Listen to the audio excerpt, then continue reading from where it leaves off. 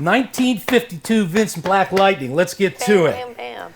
This is one that I imagine a lot of your fans, they want to know. I want to know, why now?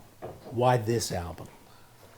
Who wants to take 10 it? years, baby. Come on, Laurie. Yeah, well, so Still thinking about the people last one. people have been asking us for it pretty much since the beginning. I mean, people have been asking us, where did we get the name Red Molly? And for those of you who haven't heard the story, Abbie grew up going to bluegrass festivals and with her family, and she heard a great, like, sort of legendary bluegrass act do this song. Del McCoury was doing this song, 1952 Vincent Black Lightning, and it's one of his most popular, if not his most popular. His fans just like start screaming the song's name, the title of the song, when he comes out on stage. So Abbie had that sort of in her DNA from being very young, and when it came time to come up with an album, a band name back in 2004, we were just like throwing out all kinds of ideas, and nothing was sticking, nothing was really working well. But then she emailed sort of late one night, what about Red Molly? And to me, that just like, that was it. You know, sometimes you just know when something is it. And then I remember driving up to Abbie's house the next day with Carol Ann, and I think Carol Ann said, what did you think about that Red Molly? And I was like, I think I really like it. And she goes, I think I do too. And it was like, just, oh my God, we've got a band name. So that's how that sort of happened.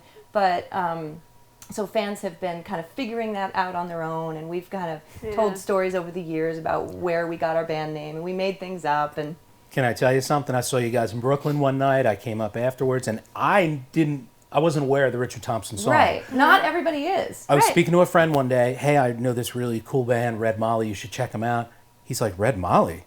1952 Vincent Black Lightning. I'm like, what? What? Listen to it. I listened to it. I came up to you guys after a gig, and I said, so, okay, Red Molly, 1952 Vincent Black. And you were so evasive. You were so mysterious. song? And, you know, it was very cool because it was like, yeah, maybe. Maybe. But yeah. So now it's Now out. The cat's out of the Yeah, bag. out of the bag. So yeah, it was, but the thing is, we never really, it wasn't, like I said, it was sort of in the back of Abbie's mind. It wasn't like, oh, let's name ourselves after this song. It wasn't that. So we could kind of get away with the whole, like, well, make up your own story about it. Yeah. But people have been asking relentlessly for us to cover the song. Right. So And I also knew that from Del McCoury's experience, I knew that once we started singing it, we wouldn't be able to stop.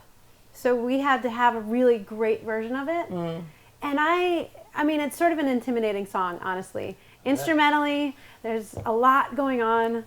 So I was intimidated for a long time. Like, I cannot play dobro the way Richard Thompson plays guitar. I can't, like, who can do anything like Richard Thompson? Right. So, I mean, for a long time I was just like, nope, not going to even go near it. Yeah. But I have a really great dobro teacher now, and he kind of convinced me that I could get started on it. And we had many lessons. Mike Witcher, he's a great teacher. Many lessons with him, and we still weren't sure. I was like, I don't know if I can do this. Like, I got to make sure I can do this before anything happens. You got to do it right. Yeah. And also vocally, we wanted to make an arrangement that would. It's a long song. it's long.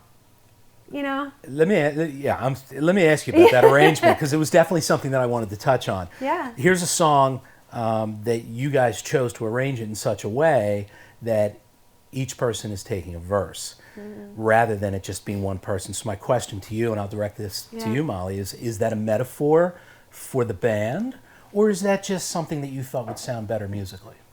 Well, I think because it's such a strong song for us, because it's kind of a meaningful song for us, that it made sense for it to be all of ours. Yeah. And so that's kind of, Yeah, totally. Yeah. That's the way it spoke to me. Yeah, there's no other way to do it. It's just like, well, why would Solidarity. one of us sing lead on that song? Right. It wouldn't feel right, because we've always put ourselves forward as sort of equal partners and in every way, Yeah. you know? And Yeah. it's so, for our most iconic song, Yes. up until now, our most iconic song has been May I Suggest, but for this big song that we're doing, it only makes sense for it to sort of be split up that way. Yeah, brilliant, really brilliant. Is Richard Thompson aware of the band Red Molly? He is aware. This is what we've heard. We've heard from our fans that they've gone to Richard Thompson concerts and said, "Hey, Richard, did you know there's a band out there called Red Molly?" And in his little sly way, his reaction was, "Shall I contact my attorney?" But he's kidding. He's joking. Yeah. I think he's aware enough only because our fans love him too and have said things to him. So he's probably heard it a number of times. And who knows? Maybe he's on our website. Well, we'll be sending him mechanical royalties, so. There you go. Yeah. Very good. Very That'll good. be good. Exactly. In my opinion, there's nothing in this world beats a 52 Vincent and a red-headed girl. Now Nortons and Indians and Greens won't do. They don't have a soul like Vincent did to. He reached for her hand and he slipped her the keys. He said, "I got no further use for these. I see angels on every rose and leather and chrome, swooping down from heaven, carrying me home."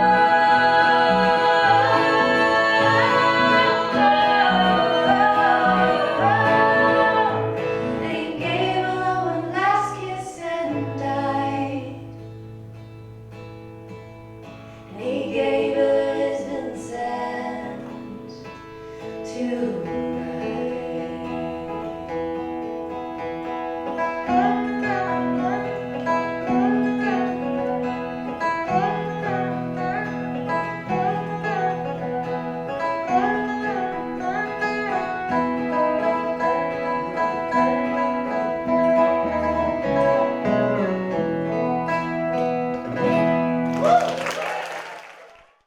Okay, so let's go and talk a little bit about Homeward Bound. So here's a song that's the cover of covers, right? I mean, you're covering Simon and Garfunkel, Paul Simon. How do you arrive at, I mean, because I've never heard you guys do a cover that's of that magnitude, okay? Right. So how do you arrive at, okay, well, we're going to do, we're going to hit one out of the park and do a home run, and we're going to choose Homeward Bound. How did that come about? I don't. Abbie, you want to address that? Yeah, I mean, I know I've been influenced by bands like the String Dusters, who they're a bluegrass band, but they do big covers, and they do their own version of them. And I remember hearing them at Rocky Grass a couple years ago and just being like, that was really effective to me. To hear that song that way, like, I just love that.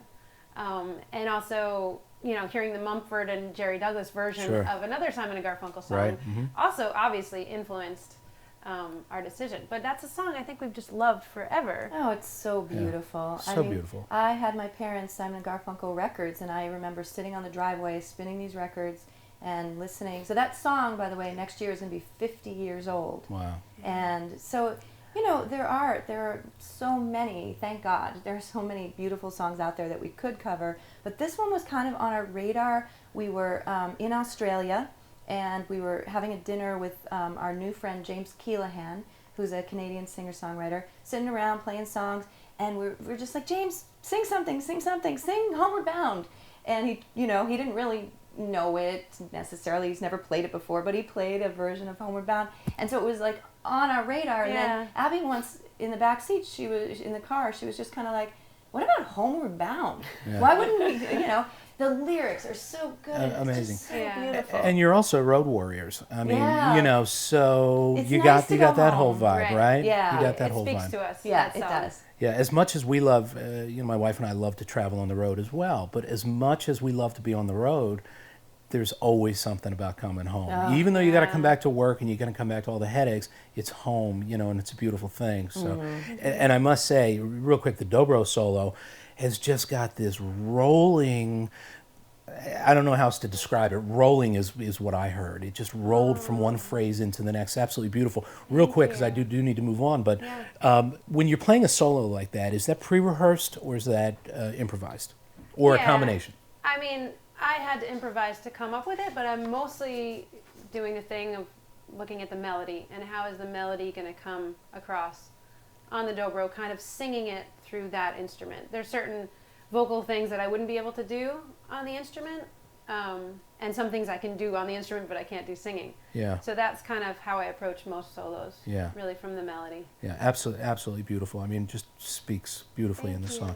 Okay, so now we're going to get into just something that I call the lightning round. Ooh. So this Ooh. is kind of a Exciting. fun. We're going to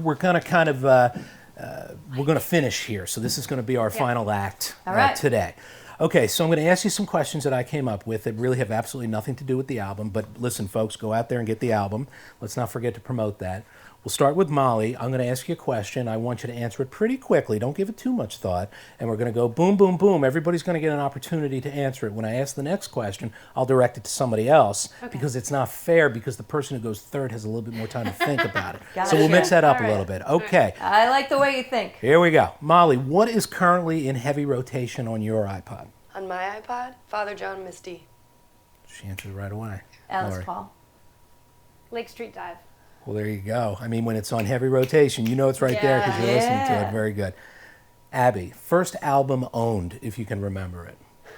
You went out and bought it. It's your first the album. First one I bought, Best of Ray Charles.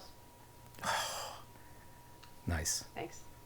Modern Sounds or Best of? The Best of. It was blue. It was a cassette. Okay. I bought it at the pharmacy. What's a cassette? Laurie.